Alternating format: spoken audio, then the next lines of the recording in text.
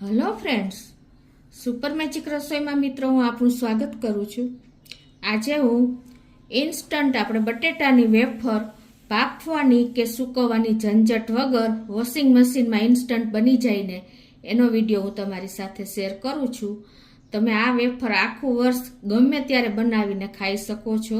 એટલી ઢગલાબંધ વેફર તમારે મિનિટોમાં તૈયાર થઈ જશે.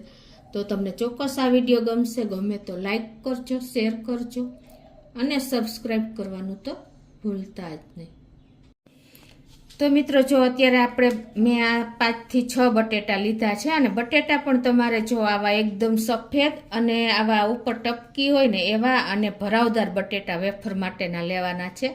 અત્યારે આ સમયે આપણે વેફર બનાવવાનો ટાઈમ છે. અત્યારે છોકરાઓની પરીક્ષા ચાલતી હોય તો આપણે ઇન્સ્ટન્ટ વેફર બનાવીને એને આપણે આપી શકીએ છીએ.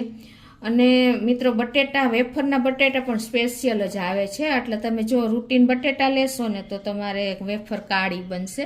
એટલે આવી નાની નાની બાબત તમે ખાસ ધ્યાન રાખજો કે ટપકી પડેલું બટેટું પ્લસ તમારે એકદમ સફેદ અને ભરાવદાર બટેટું લેવાનું છે વેફર બનાવવા માટે. તો પહેલાં તો આપણે શું કરવાનું છે કે આ બટેટાની આપણે છાલ ઉતારી લેશું. આ રીતે જરાય પણ જો આવા ખાડા કપડા હોય ને એ બધામાંથી તમારે છાલ લઈ લેવાની છે. આ રીતે જો આપણે છાલ ઉતારીને અને સીધા પાણીમાં જ નાખતા જાશું એટલે આપણા બટેટા કાળા ન પડે. અને બીજું મિત્રો કે આપણે એકદમ સરસ બાલાજી જેવી વેફર બનાવવી હોય ને તો મીડિયમ સાઇઝના બટેટા હશે ને તો તમારી સરસ મીડિયમ સાઇઝની વેફર તૈયાર થશે. બહુ મોટા બટેટા હશે ને તો હું તમને આગળ જણાવું કે કઈ રીતે તમારે બટેટાની વેફર તૈયાર કરવી. તો આ રીતે આપણે બધી છાલ ઉતારીને હું પાણીમાં નાખી દઉં છું. જો આપણે છાલ ઉતારીને અને બધા બટેટા પાણીમાં નાખી દીધા છે એટલે કાળા ન પડે. હવે તમારે આપણે જે વેફર બનાવવાની આવી સ્લાઇઝર આવે છે ને ખમણી, એનાથી તમારે વેફર બનાવવાની છે. તો આ મારે મીડિયમ સાઇઝના બટેટા છે ને મિત્રો, તો હું આ રીતે જ બનાવું છું. પણ તો તમારે જો બહુ મોટી સાઇઝના બટેટા હોય ને તો તમારે આમ આ રીતે ઊભું બટેટું રાખીને વેફર બનાવવાની. અને આવી રીતે મીડિયમ સાઇઝના હોય તો તમે આ રીતે પણ બનાવી શકો છો. તમારી અનુકૂળતા પ્રમાણે રહેશે. તો જો આ રીતે આપણે બધી વેફર તૈયાર કરી લેશું. જો મિત્રો આ રીતે આપણે એકદમ પતલી વેફર બનાવવાની છે. નહીં બહુ જાડી કે નહીં બહુ પતલી. આવા જો આપણા હાથ દેખાય ને એવી ટ્રાન્સપરન્ટ આપણી બધી વેફર આપણે તૈયાર કરી છે. અને આ રીતે વેફર પાડીને તરત જ આપણે પાણીમાં નાખી દેવાની છે. એટલે આપણી વેફર એકદમ કાળી નહીં થાય. નહીંતર તરત જ જો તમે બહાર રાખશો ને તો તમારી વેફર કાળી બની જશે. તો આ રીતે આપણે બધા બટેટાની વેફર તૈયાર કરી લેશું અને પાણીમાં નાખતા જશું. તો આ રીતે જો મેં વેફર બનાવી લીધી છે. અને હવે આપણે આ વેફરને તમે પ્લેન વેફર પણ મેં અત્યારે બનાવી છે. અને તમે જાળીવાળી એટલે કે ડિઝાઇનવાળી વેફર બનાવી હોય તો બનાવી શકો છો. આ રીતે જો એકદમ આપણી નહીં બહુ પતલી નહીં બહુ જાડી તૈયાર થઈ છે. હવે આને આપણે 2 થી 3 પાણીએ ધોઈ નાખશું. એટલે શું થશે કે એનો જે છાર હોય ને બટેટાનો એ બધો નીકળી જશે. આ રીતે તમે 2-3 પાણીએ જ્યાં સુધી ચોખ્ખું પાણી થાય ને ત્યાં સુધી તમારે ધોઈ નાખવાની છે. તો આ રીતે આપણે જો વેફર બનાવી લીધી છે. તમે જોઈ શકો છો એકદમ ચોખ્ખું પાણી રહે ને ત્યાં સુધી આપણે ધોવાની છે. હવે એમાં આપણે 1 લીંબુનો રસ આ રીતે ઉપરથી નાખી દેશું અને એને 2 મિનિટ રાખશું. એટલે શું થશે કે આપણી વેફરમાં જે કાંઈ પણ એકદમ મેલ હશે ને બટેટાનો એ બધો નીકળી જશે. હવે જો આ રીતે આપણે લીંબુનો રસ નાખ્યા પછી 2-3 મિનિટ રાખી છે. અને હવે એને આપણે આ રીતે એક વાસણમાં નિતારીને લઈ લેશું. એકદમ સરસ જો આપણી વેફર જો એકદમ ક્લીન થઈ ગઈ છે.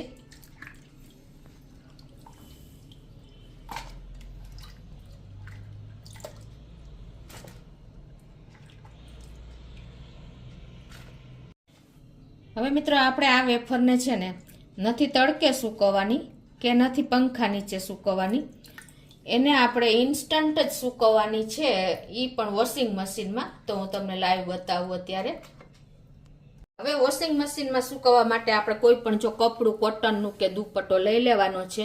તમારે ખાસ ધ્યાન શું રાખવાનું છે કે આપણો દુપટ્ટો કે કોઈ પણ કપડું તમે લ્યો ને એનો કલર ન જવો જોઈએ. એટલે એટલું તમારે ધ્યાન દેવાનું છે. તો હવે આપણે આ બધી વેફર જે છે ને એ આમાં નાખી દેશું.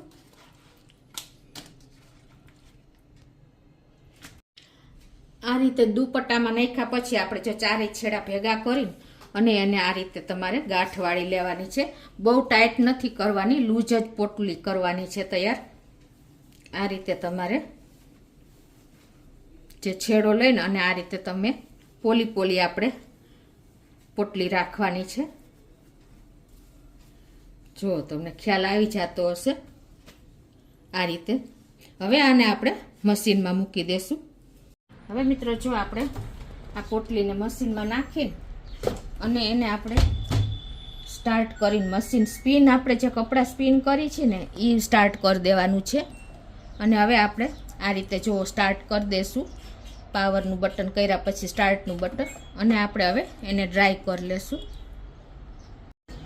તો આ રીતે જો આપણે સ્ટાર્ટ થઈ ગયું છે સ્પિન કરવા માટે. તો આપણે 5 મિનિટમાં જ આ રીતે સૂકવી લેશું. તો આ રીતે જો આપણે મશીનમાં 5 મિનિટ વેફર સૂકવી લીધી છે અને હવે તમને ખોલીને પણ બતાવી દઉં. તો આ રીતે જો આપણે પોટલી ખોલી લેશું. જો મિત્રો આપણી વેફર એકદમ જો ડ્રાય થઈ ગઈ છે, તમને ખ્યાલ આવી જતો હશે. જો છે ને આ રીતે તમારે નથી તડકામાં કે નથી પંખા નીચે સૂકવવાની, કોઈ જાતની ઝંઝટ વગર તમારી વેફર એકદમ સરસ સુકાઈ જશે, ટાઈમ જ નહીં લાગે. હવે આ બાજુ મેં તેલ પણ ગરમ કરવા મૂકી દીધું છે. હવે આપણે જો એક વાટકીમાં આ રીતે 1 ચમચી મીઠું લઈ લેશું અને એમાં આપણે અડધી વાટકી જેવું પાણી ભરી લેશું. તો આપણે જો અત્યારે તેલ પણ ગરમ થઈ ગયું છે. તો હવે આપણે વેફર તળી લેશું આ રીતે.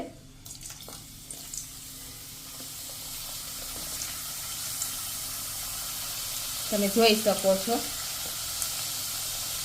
આપણે. અને હવે આપણે આ રીતે સેજ તેલમાં થાય ને એટલે આ રીતે આપણે છૂટી હવે આમાં આપણે 2 ચમચી જેવું આ જે મીઠાવાળું પાણી તૈયાર કર્યું છે ને એ 2 ચમચી નાખી દેશું.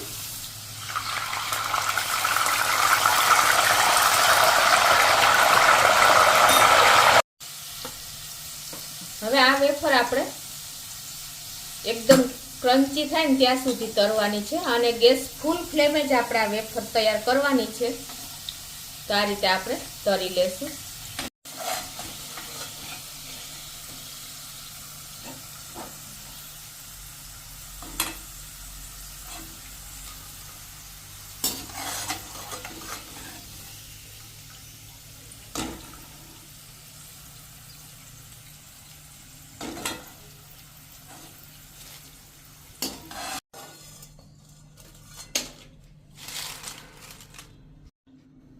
તો મિત્રો જો આપણી વેફર તળાઈને રેડી છે અને તમને આ વેફર એટલી ક્રન્ચી થઈ છે ને કે તમને તોડીને પણ બતાવી દઉં. જો મિત્રો તમને મેં અવાજ પણ બતાવ્યો હતો. જો છે ને મિત્રો, જો આટલી ક્રન્ચી આપણી વેફર તૈયાર થાય છે. તો હવે એને આપણે એકદમ આવી ક્રન્ચી રાખવા માટે તમારે કાચની બરણી, એરટાઈટ બરણી હોય કે પ્લાસ્ટિકની હોય કે તમે જીપ બેગ ગમે એમાં ભરી શકો છો. તો આ રીતે તમારે ભરી લેવાની છે અને તમે આ વેફર જો એમને ક્રન્ચી રહેશે ને તો તમે એન્ડ સુધી એન્જોય કરી શકશો.